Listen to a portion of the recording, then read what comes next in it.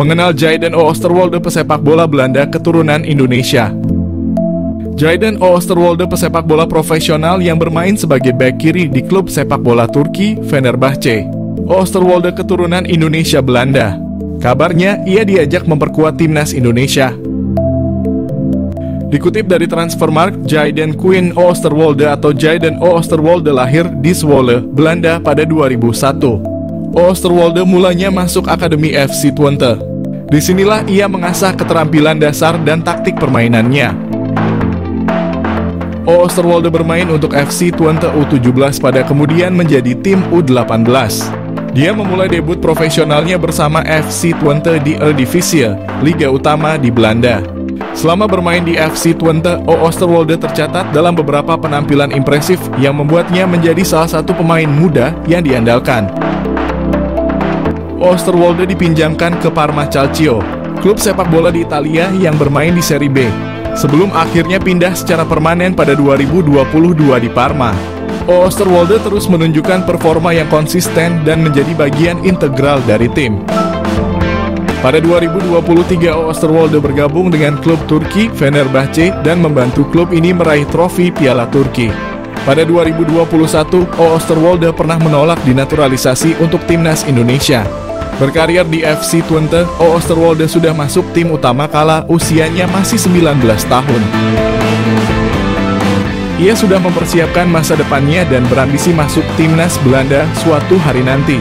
Alasan itu pula yang membuat ia menolak tawaran timnas Indonesia. Jayden Oosterwolde, bidikan naturalisasi timnas Indonesia. Seine patinama kalah mewah. Jayden Oosterwolde, pemain Belanda yang memiliki peluang dinaturalisasi timnas Indonesia. Timnas Indonesia dikenal kerap melakukan tradisi naturalisasi bagi pemain asing yang memiliki keturunan tanah air. Kini nampaknya timnas Indonesia kepergok menaruh bidikan kepada pemain klub besar Liga Turki, Fenerbahce yang bernama Jayden Oosterwolde. Diketahui Jayden Oosterwolde memiliki keturunan Indonesia dan Suriname yang bertempat tinggal di Belanda saat ini. Pemain jangkung ini memiliki statistik gacor yang sesuai dengan kriteria pemain timnas Indonesia. Berposisi sebagai bek kiri, saat ini Jayden sedang bermain untuk Fenerbahce FC dan turut menyumbang 1 gol. Ia juga pernah bermain di Liga Eropa dan UECL Qualifiers. Jayden Oosterwolde dikenal sebagai pemain serba bisa. Selain sebagai bek kiri, ia dapat menempatkan diri sebagai bek tengah dan gelandang kiri.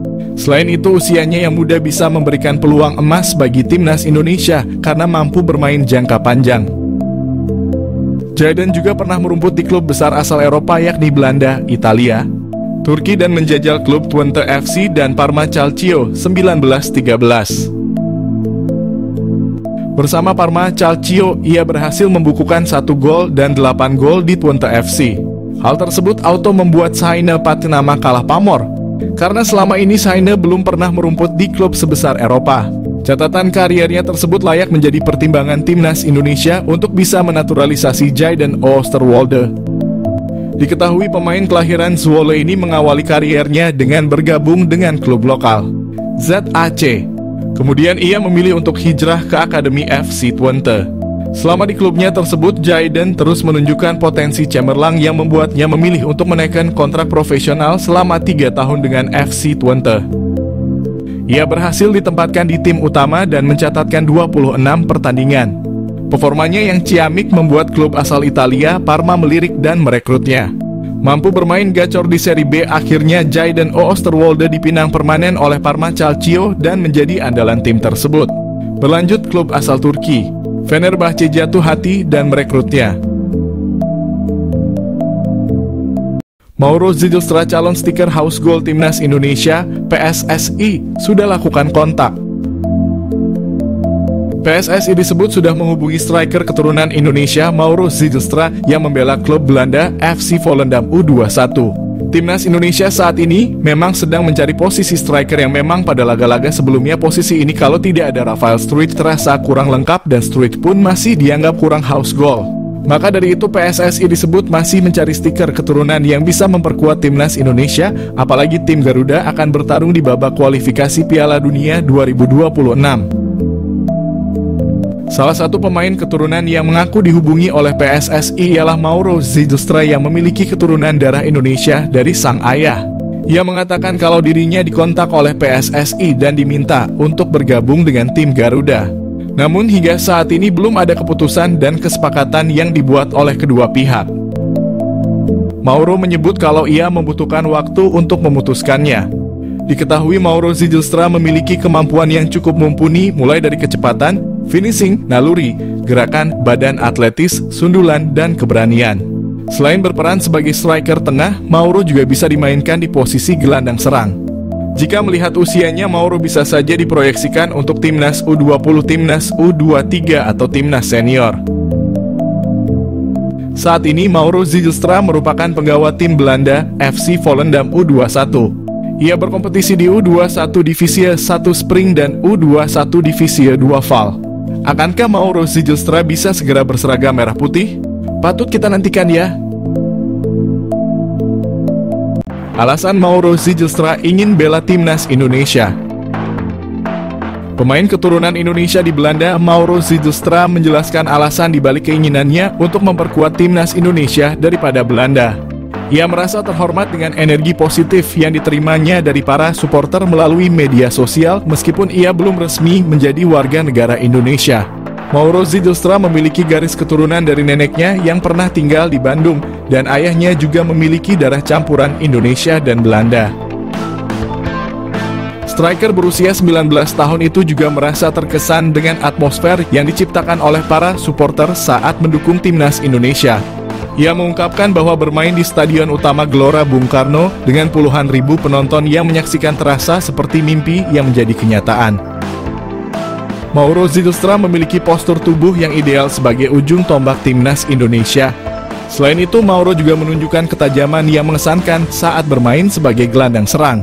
Dalam 9 pertandingan, ia berhasil mencetak 12 gol dan menyumbang 5 assist, menegaskan kemampuannya untuk menjadi pengatur serangan yang efektif.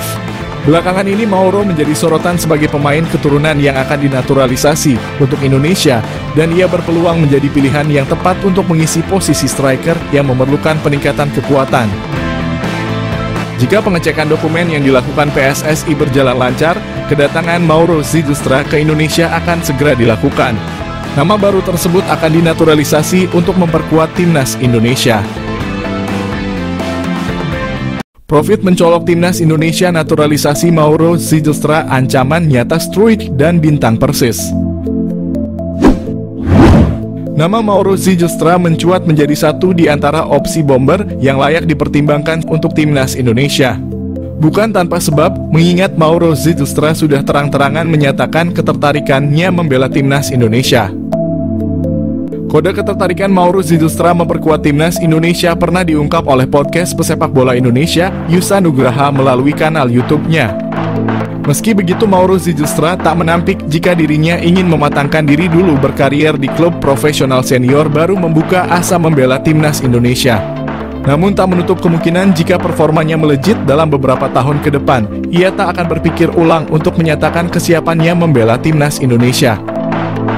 Mengingat sejauh ini secara performa Rafael Struijk dan bintang Persis Solo, Ramadan Sananta masih angin-anginan di lini depan Garuda. Lebih lanjut, sebagai informasi, darah keturunan Indonesia, Mauro Zijlstra berasal dari sang kakek yang merupakan asli orang Sunda, lebih tepatnya berasal dari kota Bandung. Keuntungan timnas Indonesia, dapatkan Mauro Zijlstra memiliki finishing mematikan. Meski berposisi asli sebagai otak serangan, Mauro Zijlstra tercatat memiliki insting gol tinggi.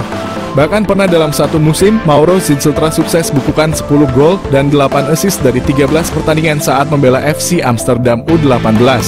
Terkini ia mampu lesatkan 8 gol dari 13 partai bersama NEC Nijmegen U21 sebelum akhirnya hijrah ke Volendam U21. Keuntungan kedua Mauro Zijlstra di naturalisasi timnas Indonesia adalah sosoknya yang dikenal multifungsi.